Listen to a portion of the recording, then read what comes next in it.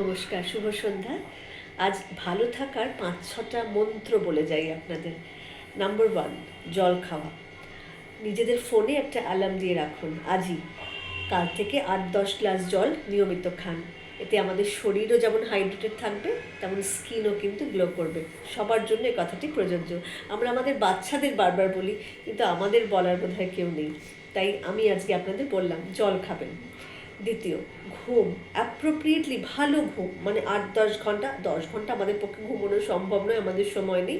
বাচ্চাদের ক্ষেত্রে সেই কথাটা প্রযোজ্য, কিন্তু আমাদের জন্য অন্তত পক্ষে ৮ ঘন্টা আমরা যদি ঘুমোতে পারি নিরবিচ্ছিন্নভাবে, তাহলে খুব সেটা ভালো হবে আমাদের শরীরের পক্ষে এবং মনের জন্য।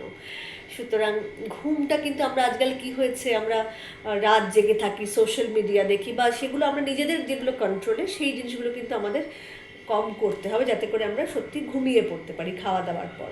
তাহলে দ্বিতীয় হলো ঘুম। তৃতীয় কথা হচ্ছে ফল খাওয়া।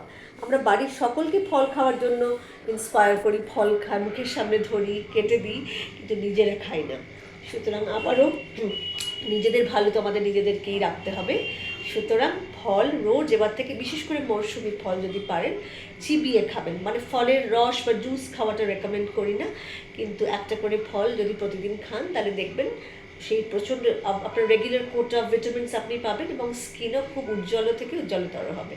সুতরাং কে না চায় আমাদের স্কিন সুন্দর থাকুক, তাই না?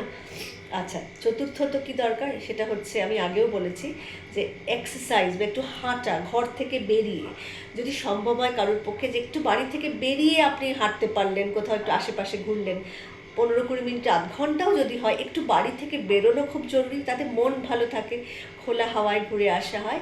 দ্বিতীয়ত কি হয়, যে একটা হাঁটা, একটা ব্যায়ামের মতো হলো, আপনি আপনার শরীরটা সচল থাকলো। যদি কারোর বাড়ি থেকে বেরোনো সম্ভব না হয়, তাহলে অন্তত ঘরের মধ্যেও যদি পারেন একটু হাঁটা চলার মধ্যে থাকুন, একই জায়গায় বসে না থেকে। সুতরাং আমাদের উদ্দেশ্য হচ্ছে মুভমেন্ট, আমাদের শরীরটাকে সচল রাখার জন্য এই হাঁটা বা ঘর থেকে বেরোনো, মনটা ভালো রাখার জন্য, দুটোই কিন্তু খুব জরুরি জিনিস। পঞ্চমত কি, জার্নালিংয়ের কথা আমি আগেই বলেছি। জার্নালিং মানে আপনার প্রতিদিনের যা কিছু ওয়ারিজ, চিন্তা, ইনসিকিউরিটি, ভাবনা বা ভালো লাগা, সেগুলো একটা জায়গায় একটুক্ষণের জন্য হলেও লিখে রাখুন। এটা একটা খুব সুন্দর অভ্যেস, শুরু করুন, দেখুন কেমন লাগে। কারণ এটাতে করে কি হয়, মনের ভার লাঘব হয়, খানিকটা নিজের সাথে নিজের কথোপকথন, এটারও তো প্রয়োজন আছে, তাই না?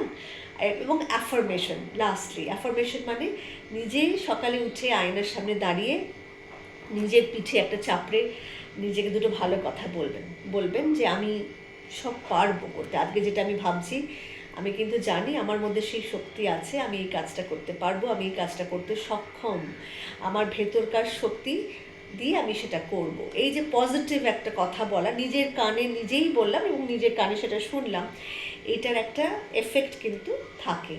সুতরাং এই 6টা জিনিস যে বললাম, এটা যদি আমরা রেগুলার প্র্যাকটিস করি, মানে নিয়ম করে যে এই 6টা আমি করব, কি হলো, তাহলে জল খাওয়া, ফল খাওয়া, ঘুমোনো, হাঁটা বা বাইরে বেরোনো, জার্নালিং বা লিখে রাখা একটা ডায়েরিতে, আর অ্যাফার্মেশন, এগুলো যদি অভ্যেস করি, আমরা সার্বিকভাবে শারীরিক দিক থেকে ও মানসিক দিক থেকে খুব ভালো থাকবো।